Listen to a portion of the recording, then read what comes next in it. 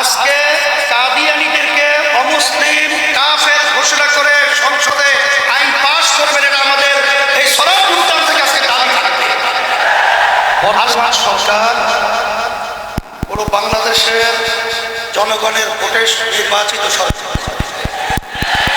এই সরকার হলো, আমি বলবো, একটা চমকের। এই সরকারের কাছে আমরা একটা আহ্বান জানাবো যে যেহেতু একটা সুযোগ এসেছে, আপনারা একটা চমক দেখাবেন। আজকে কাদিয়ানীদেরকে অমুসলিম কাফের ঘোষণা করে সংসদে আইন পাশ করবেন, এটা আমাদের এই সরব উদ্যান থেকে আজকে দাবি থাকবে।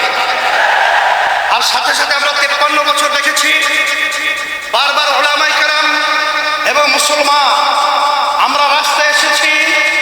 বহু দেশের মধ্যে কাদিয়ানীদেরকে অমুসলিম ঘোষণা করা সরকারিভাবে রাষ্ট্রীয়ভাবে হয়েছে, কিন্তু আমরা তাদের থেকে বারবার আসার পরেও তাদের থেকে অমুসলিম ঘোষণা আমরা পাই নাই। আমরা দুঃখিত।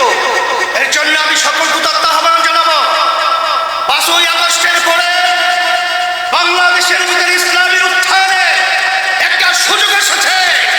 আমাদের নিজেদের পায়ে দাঁড় হয়ে কাদিয়ানীকে অমুসলিম ঘোষণা করব, সংসদের ভিতরে আইন পাস করব।